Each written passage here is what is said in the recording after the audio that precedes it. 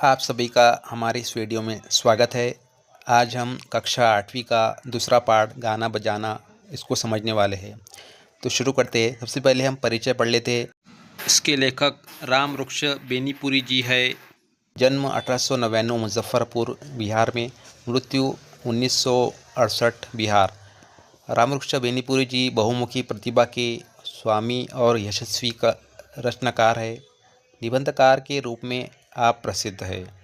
प्रमुख कृतियाँ: अमर ज्योति, तथागत, नाटक माटी, गेहूँ और गुलाब, निबंध पतितों के देश में, कैदी की पत्नी, उपन्यास चिंता के फूल, जीवन तरु, कहानी संग्रह, पैरों में पंख बांधकर, यात्रा साहित्य, माटी की मूर्तें, लाल तारा, शब्द चरित्र संग्रह, नया आदमी, कविता संग्रह आदि प्रसिद्ध है। उसके बाद है गद्य संबंधी प्रस्तुत निबंध में लेखक राम वृक्ष बेनीपुरी जी ने विविध देशों के वाद्यों एवं उनके बजाने के ढंग का वर्णन किया है। आपका मानना है कि गाने बजाने का शौक सभी देशों के निवासियों में होता है। इसके बाद हम पढ़ेंगे पाठ को। पी पी पू पू। कोई बच्चा बेतहाशा रो रहा है। चुप कराने की कितनी भी कोशिश आप कर रहे हैं, वो चुप नहीं होता। बस आप एक पीपू ही लेकर उसके नज़दीक बजा दीजिए, वह चुप, शायद मुस्कुरा भी पड़े और उसे लेने के लिए ज़िद तो करेगा ही। बाजे में ये करामत है ही। लोगों का तो कहना है कि जिस समय मनुष्य जाति अपने बचपन में रही होंगी, विद्या बुद्धि का आज जैसा विकास नहीं हुआ होगा, उस समय भी उसमें गाने बजाने का शौक़ ज़रूर हुआ होगा।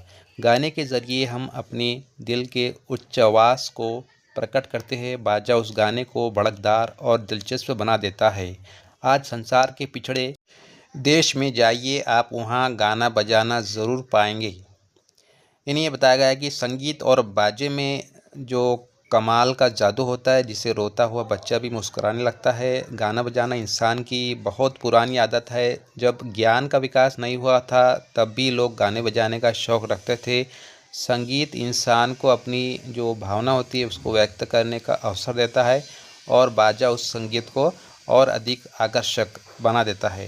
यही कारण है कि दुनिया के हर कोने में गाने बजाने की परंपरा पाई जाती है।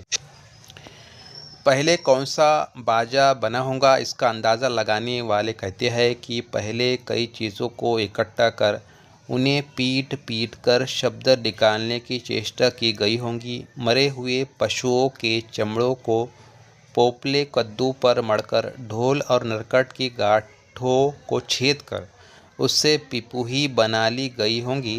किसी पोपली चीज़ में छोटे छोटे कंकड़ रखकर उसे हिलाने डुलाने पर एक प्रकार का स्वर निकलते देखकर झुनझुना बनाने की कल्पना की गई होंगी।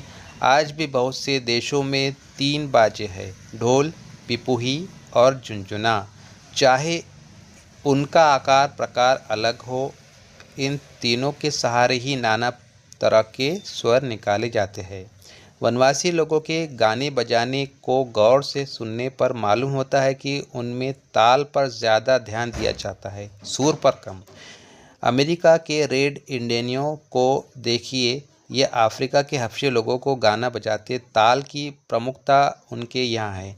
रेड इंडियनों का टमटम और हबशी लोगों का ढोल ताल ही देता है। हबशी लोग तो ढोल बजाने में इतने उस्ताद है कि उन्होंने ढोल की भाषा का इजाद कर लिया है।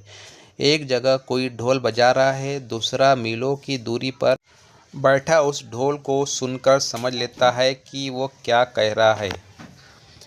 यानी शुरुआत में इंसान ने चीज़ों को आपस में पीटकर आवाज़ निकालने की कोशिश की होंगी। धीरे धीरे मरे हुए जानवरों की चमड़ी से ढोल, खोखली लकड़ी या नरकट से पिपुही यानी सीटी जैसी बजाने की चीज़, और खोखली चीज़ों में कंकड़ डालकर झुनझुना जैसी बुनियादी चीज़ें बनाई गई।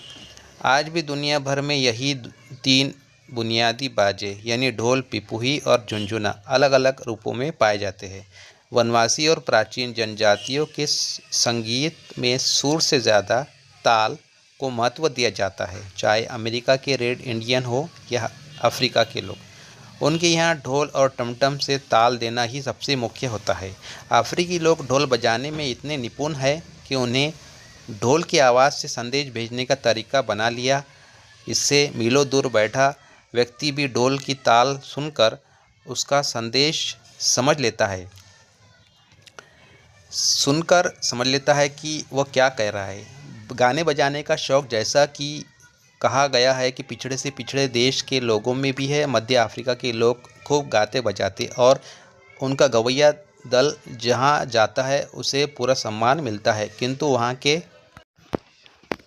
गवैयों पर एक आफत भी है। किंवदंती है कि जो सबसे अच्छा गाता था, राजा उसकी आंखें निकलवा लेता था, जिससे गवैया राज्य छोड़कर दूर देश न चला जाए। हर पूर्वी देश का एक न एक बाजा मशहूर है। जिस प्रकार भारत में वीणा प्रसिद्ध है, हमारी सरस्वती देवी भी वीणा बजाती है। इसे भारत का राष्ट्रीय बाजा समझा सकता है। चीन के ऐसे बाजे का नाम राजा है। एक काठ का तख्ता लटका रहता है, जिस पर 16 पत्थर के टुकड़ों को पंक्तियों में सजाए रहते हैं, जिन पर एक काठ की मुंगरी से हल्के हल्के मारकर नाना तरह के स्वर निकालते हैं। बर्मा में एक तरह की ढोल तरंग बनाई जाती है। भिन्न भिन्न आकार के 21 ढोलों को वृत्ताकार में रखते हैं और बजाने वाला उसके बीच में बैठकर या खड़े होकर उसे बजाता है। जापानी लोग बांस के पोपले टुकड़ों को क्रम से रखकर उन्हें पीट कर एक प्रकार का दिलचस्प स्वर तरंग निकालते हैं, जिसे एंगलोंग कहते हैं। जापान भारत के ही समान तार के सहयोग से बने बाजों की भी बड़ी कदर है। सितार, सारंगी, वीणा, ऐसे बहुत से सितार वाले बाजे वहाँ है। अब इस गद्यांश में बताया गया है कि गायकों से जुड़ी एक पुरानी लोक कथा है कि सबसे अच्छा गाने वाले को राजा राज्य छोड़कर दूर जाने से रोकने के लिए उसकी आंखें निकलवा लेता था। पूर्वी देशों में हर जगह के अपने खास प्रसिद्ध बाजे हैं। जैसे भारत में वीणा प्रसिद्ध है, जो देवी सरस्वती का वाद्य, और उसे भारत का राष्ट्रीय बाजा माना जाता है। चीन में राजा नाम का बाजा मशहूर है, जिसमें लकड़ी के तख्ते पर लगे 16 पत्थरों को लकड़ी की मुंगरी से ठोककर संगीत निकाला जाता है। बर्मा में 21 अलग अलग आकार के ढोलों को गोल घेरे में रखकर ढोल तरंग बनाई जाती है।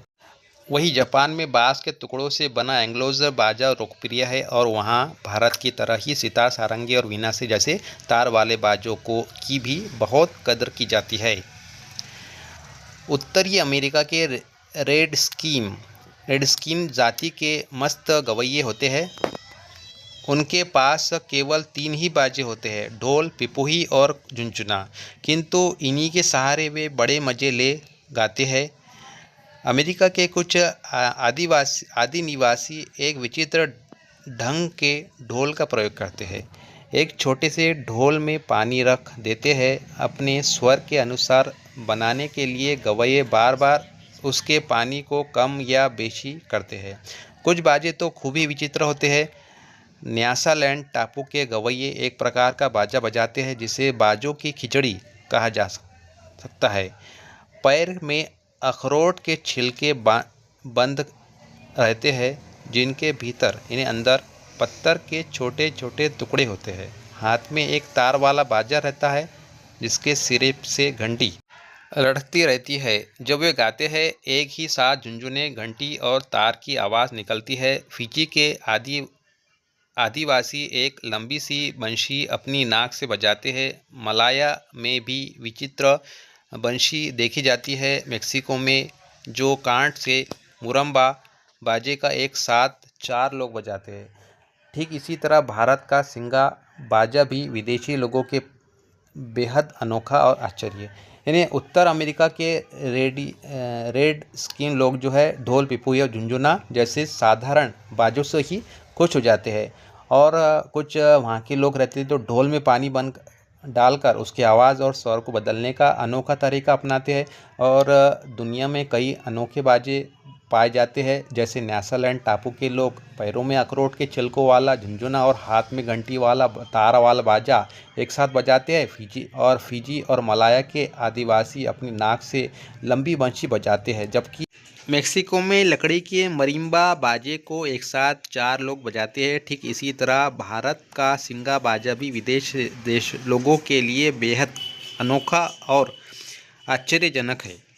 तो इस प्रकार हमने ये गाना बजाना ये पार्ट को समझा है। अब मिलते हैं अगले वीडियो में, तब तक के लिए अल्लाह हाफिज़। अगले वीडियो में मिलेंगे।